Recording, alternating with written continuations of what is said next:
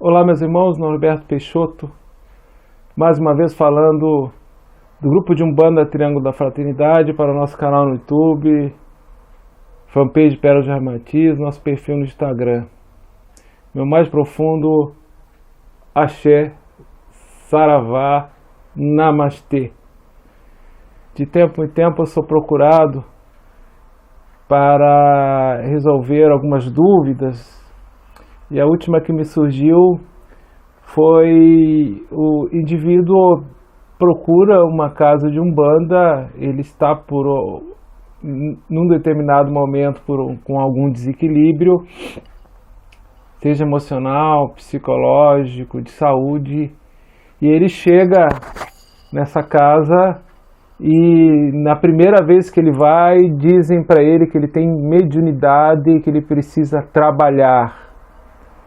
Que estão pedindo que ele é o guia, ou o orixá, ou o mentor, que ele tem compromisso, que ele tem que começar a trabalhar. E muitas vezes já indicam que ele pode vir na próxima sessão, trazer o branco, já entrar na corrente e começar a desenvolver.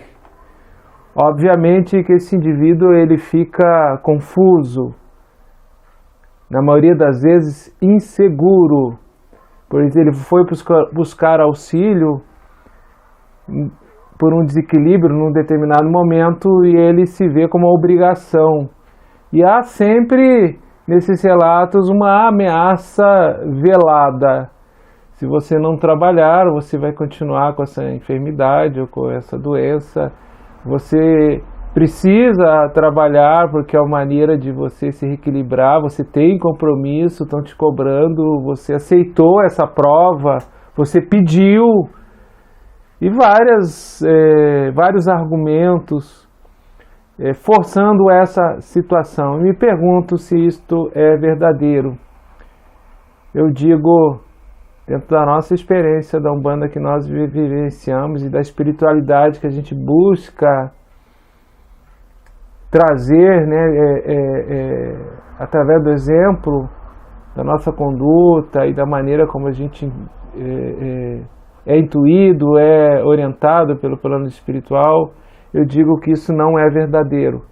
Não existe essa cobrança do plano espiritual, um mestre da luz, uma consciência já mais desenvolvida que a nossa no campo da espiritualidade, que de fato é um mentor, um guia, um mestre, não tem esse nível de exigência, porque não há pressa na evolução.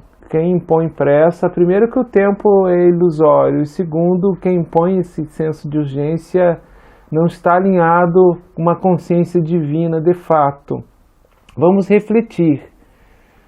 O indivíduo ele pode estar, sim, num determinado momento com um desequilíbrio mediúnico. Isso não quer dizer que ele tenha mediunidade ostensiva de tarefa e o compromisso kármico e de vida, um propósito de vida de servir na Umbanda enquanto médium. Há que se apurar esta situação com mais tempo, com mais calma, paciência, um período maior de observação. E fundamentalmente o mais importante é a consciência. Você dar o passo, tomar a decisão de entrar numa corrente por ameaça, por receio, ainda incompreendendo, confuso, não é uma espiritualidade sadia. Então eu digo sempre calma, muita calma nessa hora. Aguarde, a espiritualidade não tem pressa. Primeiro trate de você. Vá procurar se conhecer, vá procurar assistir palestra, leitura inspirativa, compreender a espiritualidade que você está abraçando. Observe se essa casa que tem esse senso de urgência, se tem muitos médiuns na corrente, qual é o valor da mensalidade que eles cobram, se essa casa exige uma série de cursos que são um pré-requisito do outro para o médium trabalhar, todos os cursos pagos. Do que vive o dirigente? Ele vive da religião ou ele vive para servir na religião?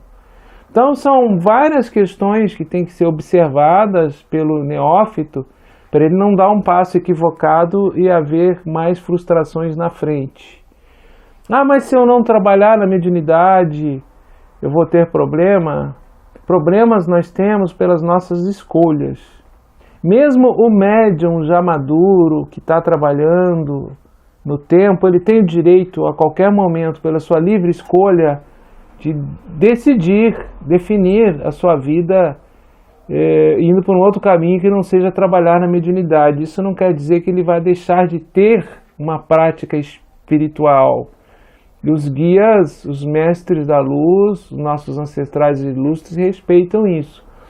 Obviamente que dependendo do grau de sensibilidade desse médium, ele, quando não está comprometido com aquela tarefa que ele pediu por vezes, é um compromisso que ele tem, ele deixa de auferir aquela transmissão de consciência dos guias espirituais durante os estados alterados e superiores, né, de consciência, os transes que acontecem nos aconselhamentos, nas engiras, que não quer dizer necessariamente incorporação clássica, mas é uma ampliação, um aumento da percepção da consciência e aí um acasalamento com a consciência dos guias espirituais, uma transmissão de consciência. E esses eflúvios, esses fluidos, esse magnetismo dos guias, ele pode se ressentir, sim, no seu dia a dia, e a partir daí tomar algumas escolhas equivocadas que ele possa ter alguns problemas. Mas isso depende tão somente dele.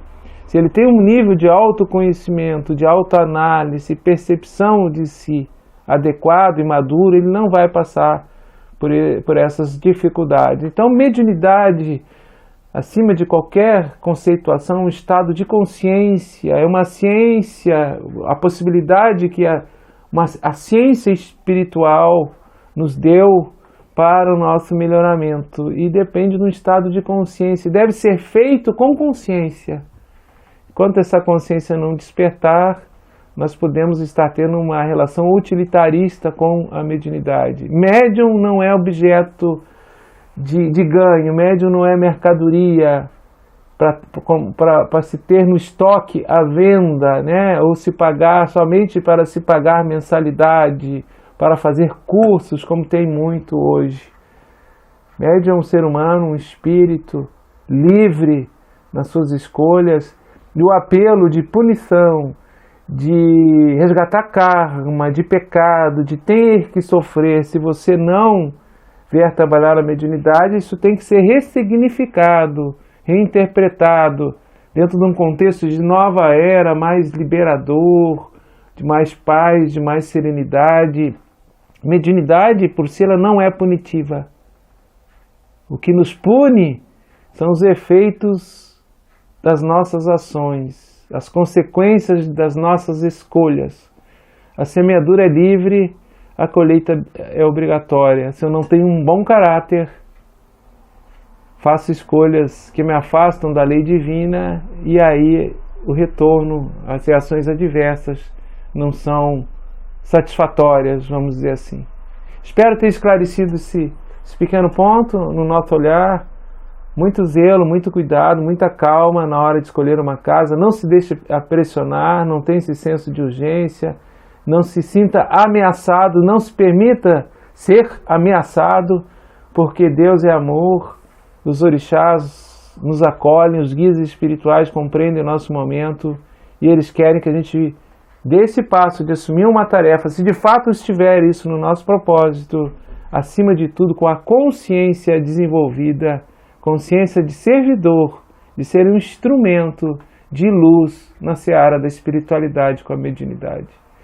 Eu sou Norberto Peixoto, meu mais profundo axé, saravá, namastê, meu muito obrigado pela oportunidade, mais uma vez, de estar com vocês aqui nesse canal.